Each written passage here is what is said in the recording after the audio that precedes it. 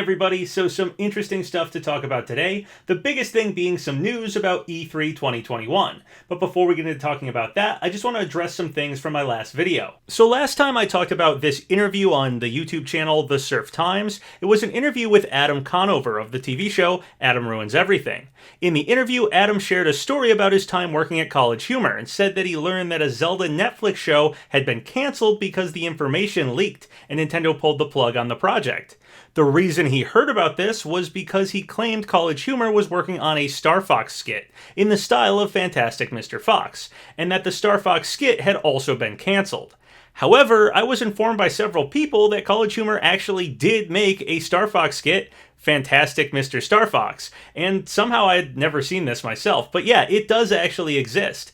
I rewatched the interview with Adam Conover, and I'll leave a link to it in the description if you want to see exactly what was said for yourself. The info starts around the 40-minute mark. I wanted to make sure I didn't hear him wrong or something, and that he did actually say the Star Fox College Humor skit was cancelled. And yeah, in the video he does claim that. Of course, this was his recollection from a few years ago, so maybe his memory of what exactly happened is a bit fuzzy or something. I don't think he was directly involved on the Star Fox project, just working at the same place, College Humor, around the same time, so fair enough if his recollection is a bit off here. But either way, Adam is wrong about that one being cancelled, which I guess calls into question if the Zelda Netflix series was ever real, or ever even got cancelled as well. Though Adam was saying the Star Fox thing and the Zelda cancellation were happening around the time frame of 2015, whereas the Fantastic Mr. Star Fox skit from College Humor is actually from around 2011. The leaked rumors of a Zelda Netflix show happening are also from around 2015. So maybe Adam is right, and perhaps a Star Fox project was cancelled around 2015 because the Zelda Netflix show leaked. Maybe this second Star Fox project from College Humor would have been like a continuation or something in the same style as the Fantastic Mr. Star Fox skit that they had made in 2011. Not positive what went down with all this, and I don't blame Adam here if he's just wrong about all of it or something, as it was a while ago, and again, not something he was directly involved with. But I figured I should point out that despite him saying College Humor's Star Fox skit in the style of Fantastic Mr. Fox was cancelled, there actually is a skit like that from College Humor. It does exist. So clearly that one wasn't cancelled. Whether or not another one had been planned for 2015, or if the Zelda Netflix series had been leaked and that was part of why both of these supposed projects got cancelled, is anyone's guess, but that's what Adam was saying. Okay, so next up is some big news about E3 2021. We learned today that apparently it will be happening this year, but as a digital event. IGN wrote, E3 will happen in 2021 as a digital event. This will mark the return of E3 after its cancellation last year due to the ongoing COVID-19 pandemic. The Entertainment Software Association, ESA, has confirmed that E3 2021 will happen as a digital event. In a statement to IGN, the ESA has confirmed the return of one of the biggest video game conferences after its cancellation in 2020 due to the ongoing COVID-19 pandemic. We can confirm that we are transforming the E3 experience for 2021 and will soon share exact details on how we're bringing the global video game community together, a spokesperson from the ESA said. We are having great conversations with publishers, developers, and companies across the board, and we look forward to sharing details about their involvement soon. This news followed a report from VGC in which E3 2021 pitch documents sent to game publishers have outlined the proposal that would see 3 days of live stream coverage from the previously announced dates of June 15th through the 17th, 2021. Over on Twitter, @Nibellion said, VGC ESA is planning a digital E3 for 2021, and the quote says, the ESA's intention is to hold multiple 2-hour keynote sessions from games partners, an awards show, a June 14th preview night, and other smaller streams from game publishers, influencers, and media partners. So after having E3 canceled for 2020, this is very exciting. E3 has been something I've looked forward to ever since I was just reading articles about it once a year in Nintendo Power. E3's absence last year was definitely felt by the gaming community.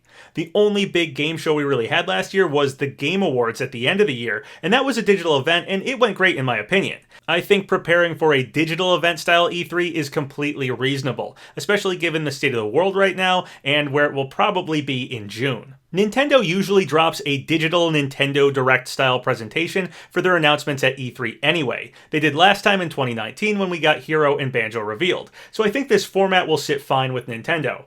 On that note, E3 tends to have Smash character reveals, and arguably some of the most exciting reveals at that. I honestly think Steve from Minecraft likely would have been last year's E3 character reveal had the event not been cancelled. That's just my speculation though, and regardless of what was supposed to happen at last year's E3, in the past, they've historically had very exciting character reveals. If we look at Amiibo theory, our next fighter, Challenger Pack 9, will likely be revealed close to the next wave of Smash Amiibos, releasing March 26th. I think a good guess for when Challenger Pack 10 will be revealed is probably E3. Now that we have confirmation E3 will be happening this year, so long as Nintendo is on board, I think our best guess at the time frame for the next two fighters is Challenger Pack 9 within a week or so in either direction of March 26th, the date for the next wave of Amiibos, so late March, early April for Challenger Pack 9, and then Challenger Pack 10 probably at E3, again if Nintendo attends the digital event, which seems probable that they would in my opinion. So likely at some point between June 14th and the 17th is when we'll get Challenger Pack 10 revealed.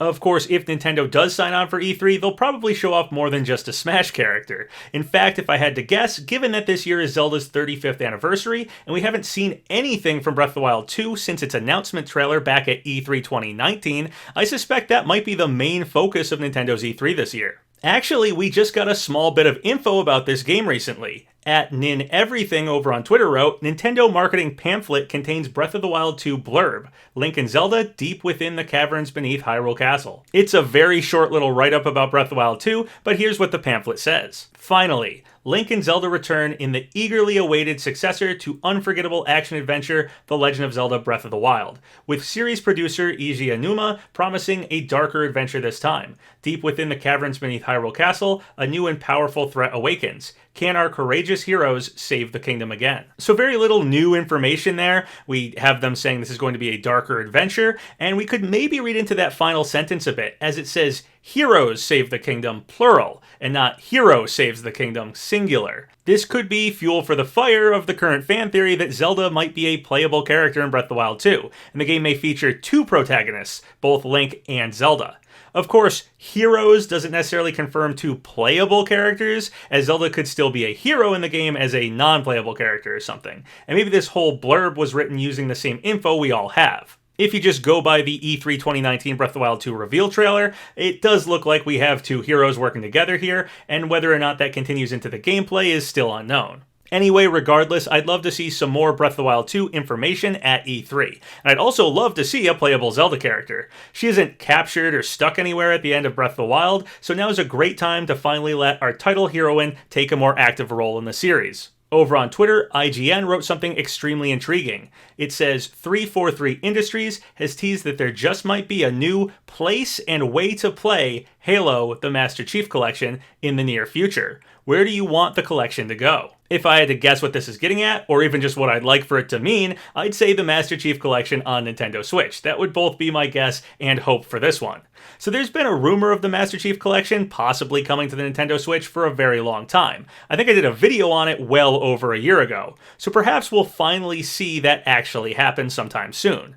Sometimes these leaks and rumors can take a long time to actually get officially revealed, as we've seen with things like Vergeben's Minecraft content in Smash. That leak took a long time to actually happen. And speaking of things like Minecraft being in Smash, I'd say Nintendo and Microsoft's relationship has never been better. So if there's a time for Halo to finally show up on a Nintendo console, it would make sense for that to happen soon. Perhaps this could also be an E3 reveal. Obviously, it'd be a big enough announcement for that type of show, and Nintendo and Microsoft usually both attend E3, so it's an excellent time to reveal those sort of collaboration things. Last video I talked about a theory that maybe we won't get a first-person shooter rep in Smash. This was just a theory based off of our most recent event, as it has to do with projectile users. And I was assuming that if we had a first-person shooter character, their themed event could be themed off of projectiles. It would just make sense for a first-person shooter character. However, I also pointed out that characters like Sephiroth have had events happen before them that they could have fit for. I used the example of the 90s event, which obviously Sephiroth would have fit for, however that wasn't the theme of his event. Instead, Sephiroth's event was Shadows and Darkness, which obviously fits him better than being from the 90s. Some people also pointed out that the Lightweight event that also preceded Sephiroth is another one that he fits for, as Sephiroth is a lightweight character. Anyway, regardless of which example we use, either the 90s event or the Lightweight event, the point is Sephiroth happened after these events, so that means that events can happen that can fit for future fighters, and that doesn't count out that future fighter from happening. However, still the point I was making was that a first-person shooter character having the theme of projectiles for their themed event just makes a lot of sense. It's sort of the obvious first choice for that kind of character. So I thought that this recent projectile event might make a first-person shooter character a little less likely to happen for Smash, but by no means impossible. The character would just have to have a different theme besides projectiles for their event. If the Master Chief Collection really is coming to the Nintendo Switch, obviously one major contender for a spot on the Smash roster and a potential first-person shooter rep would be Master Chief. And of course, Master Chief doesn't have to have projectiles as their themed event, even though it would fit. They could have something like armor or something to do with outer space or something for their event instead. Also, I will say Master Chief would make an excellent E3 character reveal. E3 is a Western event, and obviously Master Chief is a Western character. And E3 is probably going to be the last big gaming event that happens during Fighter Pass 2. So if there's a time to reveal a big heavy hitter character like Master Chief, E3 would be the perfect time. We had a leak a little while back of a Master Chief Mii costume. This came from over on 4chan, and it turns out the person who made the leak has come forward and confessed it was fake and just done for fun. The person who made this fake leak was actually the YouTuber Aaronitmar. Very cool of them to come forward and confess that they made this one just to see if they could get people talking about it and to see if they could mod a Mii costume. I will say they succeeded in getting people to talk about this. I did mention this myself a few videos ago, although I assumed it was likely just a mod. Kinda reminds me of Artsy Omni's old Rayman leak, as Artsy Omni soon confessed that it was just something they made for fun. I like when people behind these fake leaks come forward and show their work. I'd really love to see the person behind the Kako Mello leak do the same. We'll see if that ever happens. On the subject of Mii costumes, one character I've seen a lot of people speculate about as a possible Mii costume might have just gotten deconfirmed. Over on Twitter, Kane Carter wrote, Five Nights at Freddy's news, Scott has confirmed on Reddit that he has no plans for collaborations with other games for the time being. He includes Fortnite and Fall Guys as examples of projects he is not currently involved with. The post from Scott reads, yeah, no collabs for now, including Fortnite or Fall Guys, focusing on solo Five Nights at Freddy's projects this year. So while this doesn't specify Super Smash Bros., probably no Freddy in Smash, as this seems to say no collabs are currently happening. After we got Sans and Cuphead and we were seeing these big indie games getting Mii costumes, a lot of people were guessing at Five Nights at Freddy's getting similar content, but going by what Scott is saying here, that's probably not going to be the case. Personally, I'd really like to see the Knight from Hollow Knight as one of these deluxe-style Mii costumes, with a full mask head and everything, and it would be cool to get one for Mii Sword Fighter finally. Lastly, over on Twitter, CanadianGuyEhh tweeted this zip-lipped emoji, and many people are guessing it might mean something Crash or Spyro related could possibly be announced soon. Our Crash Bandicoot wrote, Canada man teasing something, possible Wumpa League announcement this week? On my Discord, Straw Hat rewrote, he's one of the guys that gets influencer teasers from Activision, like the egg hinting at Spyro, the dice hinting at Crash Team Racing, and the puzzle hinting at Crash 4. He zip emoted when he got the Crash 4 puzzle and when Crash 4 leaked via merchandise. So there's a history here of tweeting this emoji, oftentimes within a week or so of news going public from Crash and Spyro stuff. We'll have to wait and see if anything happens this time. Alright guys, that's everything I wanted to talk about in this video. Very cool to hear that E3 is going to be happening this year, even if it's a digital event. I'm pretty excited. If you guys have any thoughts or comments about any of the stuff I talked about in this video, leave them below. So once again, thank you guys for all the subscribes, all the likes. It really helps out the channel. So if you haven't subscribed yet, go ahead and do so, or like the video, or leave a comment, whatever you want. Until next time, have a good one.